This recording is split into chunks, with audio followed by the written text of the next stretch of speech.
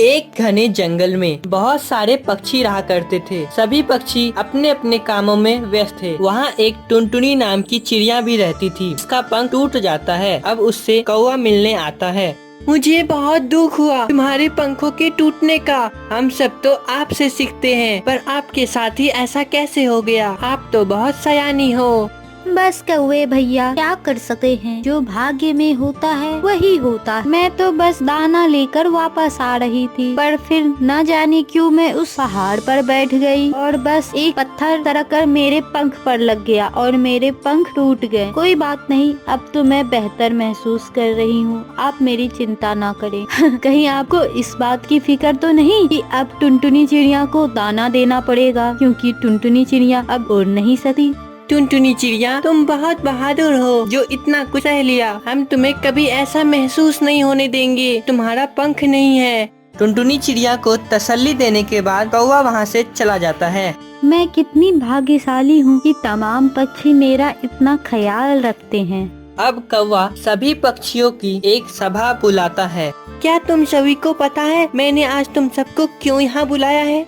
नहीं कौवे राजा, हमें नहीं पता आज आपने सभा क्यों बुलाई, आप बता दो। तुम सब जानते हो कि टुनटुनी चिड़िया को गहरी चोट आई है और उसका पंख टूट गया है। अब ये हमारी जिम्मेदारी है कि हम उसका ख्याल रखें। क्या करना होगा हमें? तुम बहुत जल्दी बोलते हो तोते भैया, थोड़ा सुन तो लो। रुको रुको, पहले मेरी पूरी बात तो सुन लो। सॉरी कौवे भैया। मैं कह रहा था कि हम रोज शाम को अपने दानों में से कुछ दाना टुनटुनी चिड़िया के लिए रखेंगे और मैं ये जिम्मेदारी किसी एक पक्षी को नहीं दे सकता। हम सबको ये करना होगा मिलकर। हाँ हाँ, हम सब ऐसा ही करेंगे। इस पर उल्लू बोल पड़ता है। पंख तो टुनटुनी चिड़िया का टूटा है, न कि हमारे परिवार में से किसी सदस्य का। मैं ऐसा नहीं कर सकता और मैं टुनटुनी चिड़िया की गुलामी नहीं कर सकता।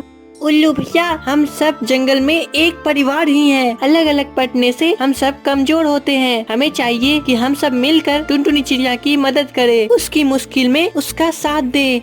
तुम जैसा सोचते हो मैं वैसा नहीं सोचता हूँ। भला उस टुनटुनी चिड़िया से जिंदगी में मुझे कौन सा काम पड़ेगा। ऐसा कहकर उल्लू वहाँ से गुस्से में चला जाता है। लेकिन बाकी पक्षी कौवे की बात मान लेते हैं और उसके बाद हर एक दिन सभी पक्षी वापस जब घर आते कुछ न कुछ दाना वापस लेकर आते और फिर हर शाम टुनटुनी चिड़िया के लिए लौटते समय सभी पक्षी कुछ न कुछ दाना लेकर आते थे और टुनटुनी चिड़िया के घर में दे आते थे। ऐसे ही दिन और रात गुजरते चले गए।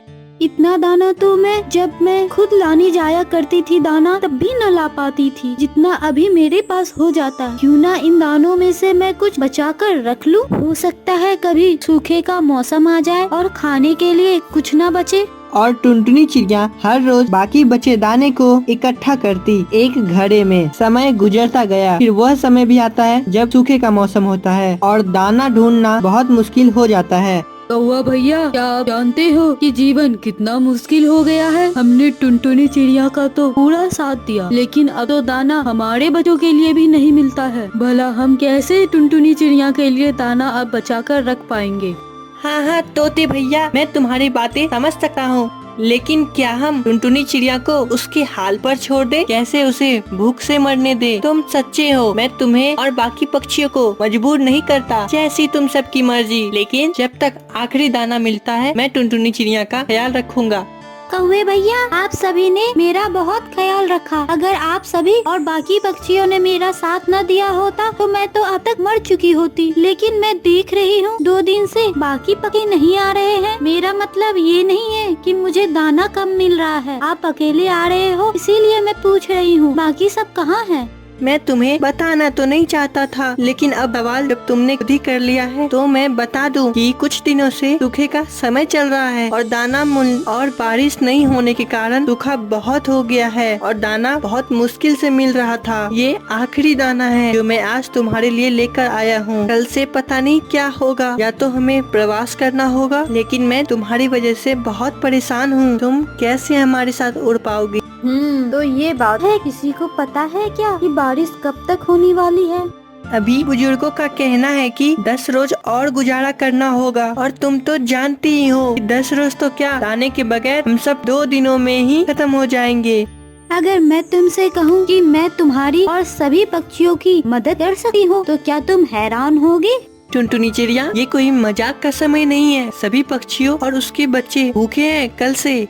मैं मजाक नहीं कर रही, मैं सच कह रही हूँ। ये देखो, जो सभी पक्षियाँ मेरे लिए दाना लेकर आया करते थे वो मेरी जरूरत से बहुत ज्यादा थी। उन्हें मैंने इस घड़े में जमा कर लिए थे। हम सब पक्षी मिलकर आसानी से 10 रोज इस दाने से गुजारा कर सकते हैं। टुनटुनी, तुम कितनी समझदार हो और सयानी भी। विकलांग होकर भी तुम हम सब का कितना ख्याल रख रही हो। ये तो तुम्हारा एहसान रहा हम पर। नहीं, ऐसा फिर न कहना। ये कोई एहसान नहीं। मेरी मुश्किल वक्त में आपने और सभी पक्षियों ने इतनी मेरी मदद की है। वो तो भला हो सभी पक्षियों का जिन्होंने आपकी बात मानी और मेरी मदद भी की। अच्छा, आप जल्दी से जाओ और तमाम पक्षियों को बता दो कि 10 रोज से ज्यादा का खाना हमारे पास है। और कौवा जल्दी से वहाँ से चला जाता है और सभी पक्षियों को सारी बातें बता देता है। लेकिन उस सभा में उल्लू वहाँ नहीं होता है। टुनटुनी कितनी सयानी है ना, इस सूखे में भी वो कैसे हमारी मदद कर रही है। और फिर सभी पक्षी अपनी अपनी जरूरत के अनुसार टुनटुनी चिड़िया के घर जाते और दाना लेकर चले जाते। कौवे भैया, मैं देख रही हूँ कि उल्लू नहीं आ रहा दाना लेने को। क्या उसके पास कुछ है खाने को? मैंने तो उसके बारे में सोचा ही नहीं। और एक तुम हो कि तुम्हें सारे पक्षियों का ख्याल है।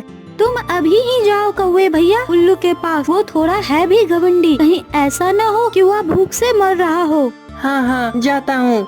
और कौवा सीधा उड़कर उल्लू के घर जाता है। क्या हुआ उल्लू भाई, ऐसे क्यों बैठे हो? क्या बताऊं कौवे भैया, 2 दिन से भूखा हूँ और प्रवास भी नहीं कर सकता अकेले। मेरे समुदाय का तो यहाँ कोई है भी नहीं। हम सब तुम्हारे परिवार से ही हैं। वो समय याद है जब मैंने तुम्हें टुनटुनी चिड़िया की मदद के लिए कहा था? तब भी तुमने परिवार की ही बात की थी। हाँ, याद है मुझे वो दिन। और अब वही टुनटुनी चिड़िया हमारी मदद कर रही है। वो कैसे? चलो मेरे साथ आओ, मैं दिखाता हूँ तुम्हें। और कौवा उल्लू को लेकर टुनटुनी के घर आता है।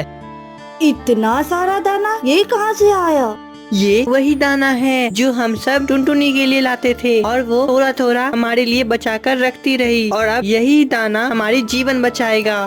कौवे की यह बात सुनकर उल्लू शर्मिंदा हो जाता है। उल्लू भैया, मैं ये तो नहीं जानती कि तुम क्यों नहीं दाना लाते थे और मैं जानना भी नहीं चाहती, लेकिन ये दाना ले लो, मुझे तुम्हारी मदद करके खुशी मिलेगी। इसी तरह 10 दिन बीत जाते हैं और आसमान में घनघोर बादल लग जाते हैं और तेज बारिश शुरू हो जाती है। उसके बाद जंगल में खाने पीने की किसी भी प्रकार की कोई कमी नहीं रहती है और सभी पक्षी मिलजुल कर इसी तरह रहने लगते हैं। इस तरह हमें इस कहानी से यह सीख मिलती है कि हमें हमेशा दूसरों की मदद करनी चाहिए, क्योंकि दूसरों की मदद करने से जो संतुष्टि मिलती है वो किसी और चीज में नहीं। ऐसे ही सीख भरे और वीडियोस देखने के लिए हमारे चैनल को करें सब्सक्राइब और अगली वीडियो देखें।